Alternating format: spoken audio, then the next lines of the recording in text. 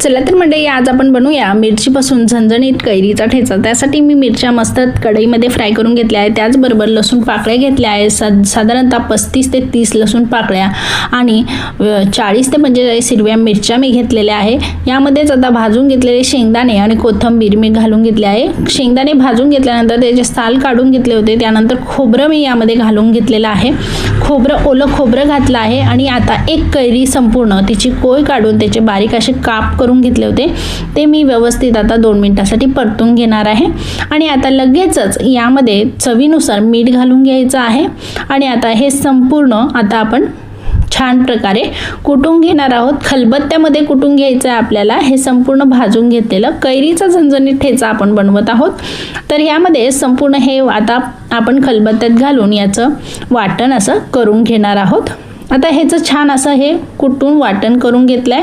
आता आपण लगेचच याला फोडणी देणार आहोत। त्यासाठी पॅन मी गरम करून घेतला आहे। यामध्ये आता तेल घालून घ्यायचं आहे। तर 2 चमचे साधारणतः मी तेल घातलेलं आहे। तेल घातल्यानंतर यामध्ये आता आपण फोडणीची तयारी करणार आहोत। त्यासाठी 1 चमचा मोहरी घालून घेतली आहे। मोहरी छान तडतडू द्यायची आहे, म्हणजे ह्या ठेच्याला छान अशी चव येते। तर मोहरी संपूर्ण तडतडल्यानंतरच आपण पुढची फोडणीची तयारी करणार आहोत।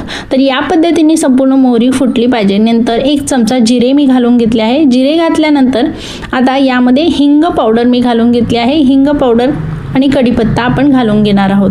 तर कढीपत्ता मी साधारणतः 10 ते 15 घातले आहे आणि नंतर हिंग मी घालून घेणार आहे।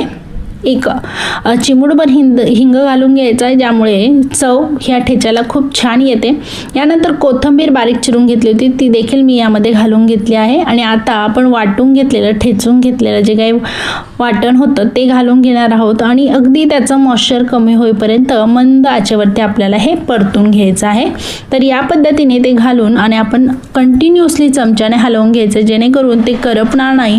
तर या पद्धतीने याच्यातला ओलावा कमी होईपर्यंत आपल्याला हे परतून घ्यायचं आहे। कुठल्याही प्रकारचं पाणी आपण वापरलं नाहीये, पण मिरचीचं ठेचल्यानंतर आणि कोथिंबीर हे सगळं ठेचल्यानंतर थोडासा ओलावा येतो, म्हणून त्याचं मॉइश्चर कमी होईपर्यंत आपण हे फ्राय करून घेणार आहोत। शेवटी 1 चमचा भरून धना पावडर मी घालून घेतलेली आहे, जेणेकरून चवीला अतिशय छान लागतं आणि हे भाकरीसोबत तुम्ही खायला सर्व करू शकता किंवा पोळीसोबत। डेली सुद्धा 15 दिवस ही ठेचा सहज टिकतो।